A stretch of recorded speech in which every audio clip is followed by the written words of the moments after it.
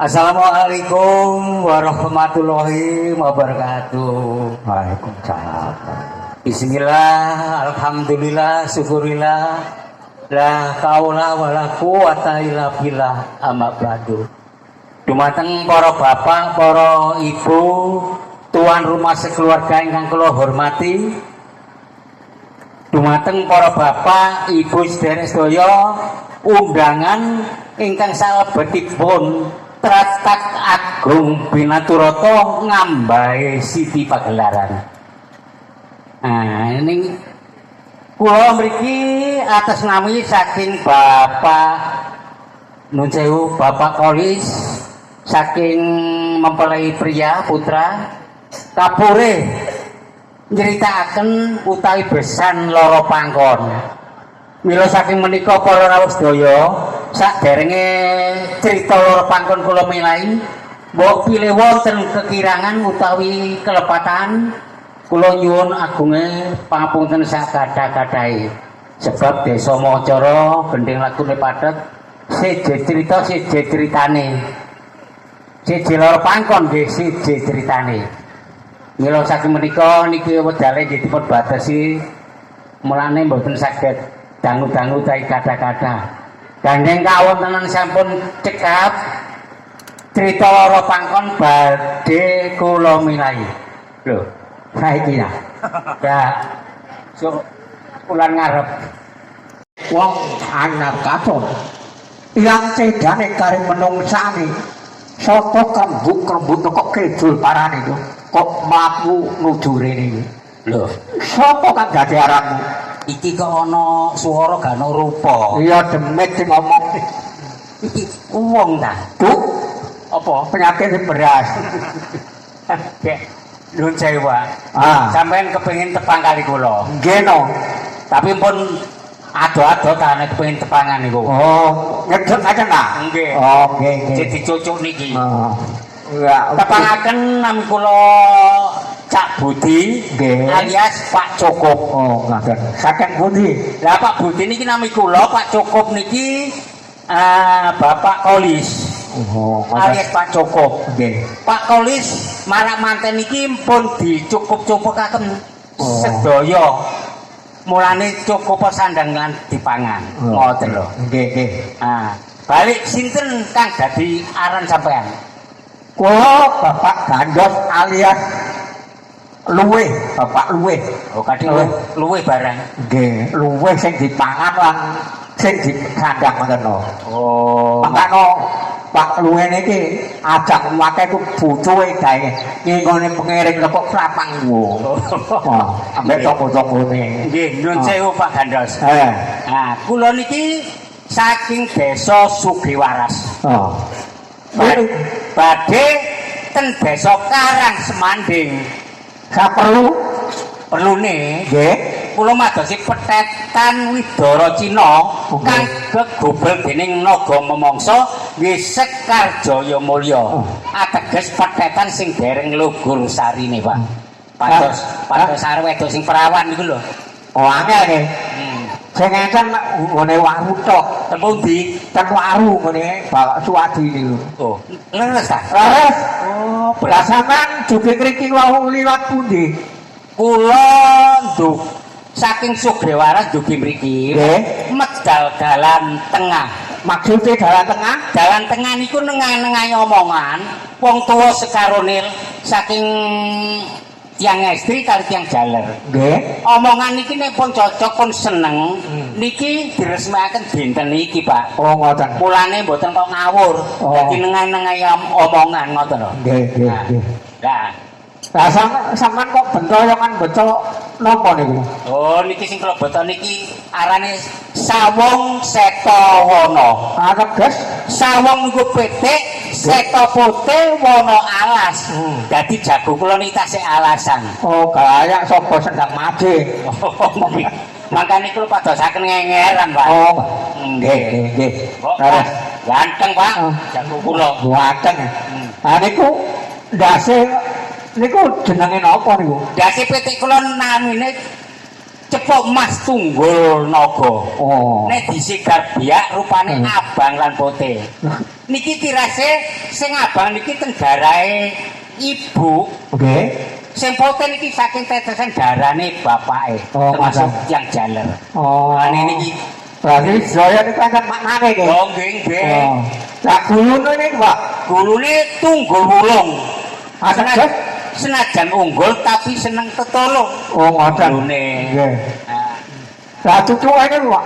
cucuke Mas Pulosani. Oh. Iki Pak cucuke niki. Nggih, sithik kae cucuk kula nggih. Entek konoke. Boten licik belas cucuk Belas pokoke. Lah, cucuk niki nun sewu nek teng jago cucuk, Nggih. nek tenggene nun sewu tiyang niku teng kampe. Oh. Dadose omongan niku sak ngomong kudu ditata. Nggih. Diajeni wong ya teko omonge. Nah. Gak diajeni wong ya teko omonge. Nggih, nggih. Mulane nduwe cucuk sing ati-ati. Oh, ngoten. Cucuke Nggih. Lah niku cenggare, Pak. cenggere Mas Jelempeng. Nggih, Mas Brilian.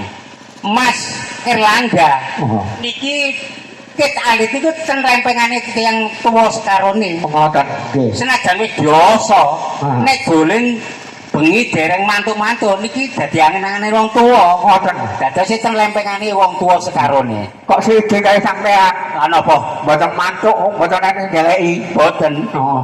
Tambah beneran. Lah niku, Pak. Napa? Niku awak cenggare. Saniki gulune. Gulune niku empon. Ompon nggih, ora wise. Rawise Cindamo. Cinde niku apik, amo elek.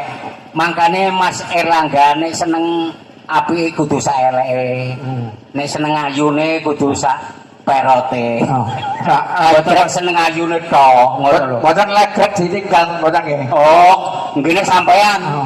Oh, cakot jange krasa rempeke wis blayu rono. Ah. Lah niku, Pak. Napa? Sikile niku Sikile dereng sangga bumi. sangga bu. Sangga bumi niku ngrasakaken Nggih. dadi wong niku mpun miyar nguyur. Mpun gampang diombang-ambingan tiyang. Nggih, nggih. Kudu sing jejeg Nggih. kados sikile jago kula. Oh, ngoten. Dadi kudu duwe pedoman dhewe. Kudu duwe doman dhewe-dhewe. Nggih. Lah niku jalune, Pak. Jalune niki diarani sifat jentik. Sifat jentik maksudnya? Sifat jentik niku menungso urip Nggih. gadah sifat kurang. Oh, ngoten. Lah, wis gadah sepeda pancal kepengin sepeda motor. Nah. Kepengin sepeda motor, wis duwe sepeda motor kepengin motor. Oh, nggih. Wis duwe bojo ayu kepengin sing ayu maneh. Ah. Wis duwe bojo siji kepengin wayu. Niki sifate menungso. Mboten sampean sing nguruki kuwi. Mboten sampean sing nguruki kok. Karo sampean ngono kok. Lah iya. Lah niki menungso kadang ngaten niki mboten mari-mari, mboten leren-leren, nek durung dipathoki lho kados jalune pitik kula. Oh, ngoten. Nggih, nggih. Lah jalune awak derek, Pak. Lah nggih jalun niki sifat jentik. Oh, asekel. Nah, sangga bumi. Sangga bumi lara wise.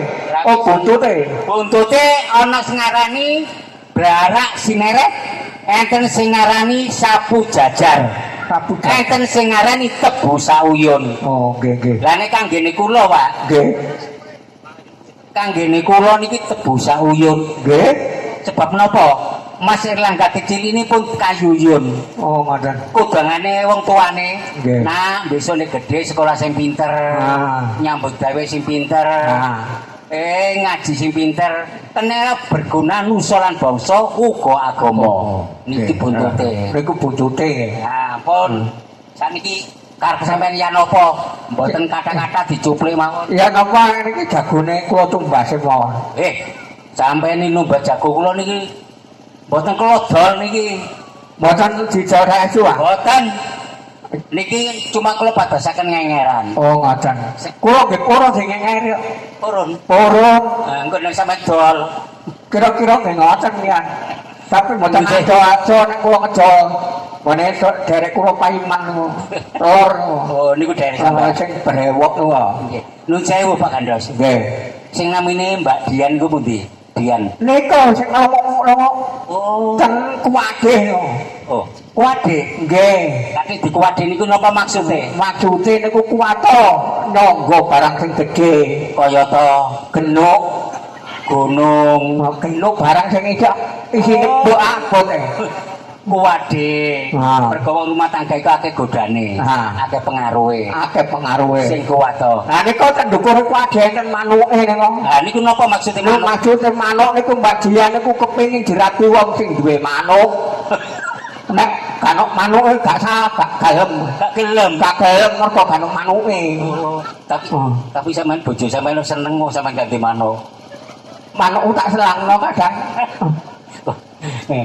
nun saya Mbak Dian karo Bian itu seje Bian mripate saya kok ireng-irenge niku jenenge sifat alih celak mangkane iki ya pesen Mbak Dian seje karo Bian-biane saniki pun enten semengko bisa mlaku pun celalaan iku maksude celak ha niku lambene kok abang beber niku brenges ngomong sak ngomong pun brengesan karo arek kono-kono ya nek sing lanang gendok buta gak oleh kok mentul-mentul ndukur mentul wong bandulan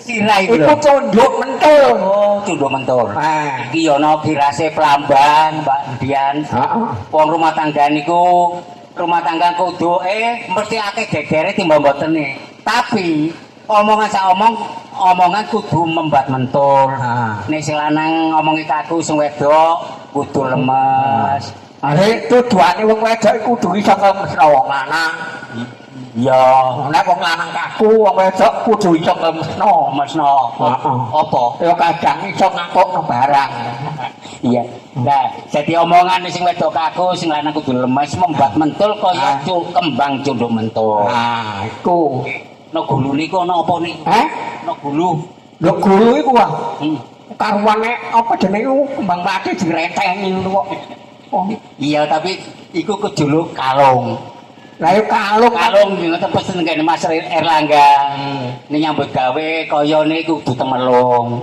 oleh kaya 200 iku temelung 200 aku gak padha awakmu lha apa kuwi nang omongan oleh 500 kok karo Mbak Si 50 man aja rame-rame tapi niki dirijine iku dirijine iku jenenge ali-ali titiake biyene tau janji-janji aja nganti lali mila saking menika nggih para bapak para ibu sederek sedaya niki namung kula cuplik mergi wedal nggih sampun dalu lah nggih waktune dibatesi mila saking menika mbok pilih wonten kekiran anggen kula nyritakaken Loro Pangkon kula Cak Buti kali Cak Gandos nyuwun agung pangapunten sak kathah-kathahe kula akhiri ihdinas siratal mustaqim wassalamualaikum warahmatullahi wabarakatuh matur nuwun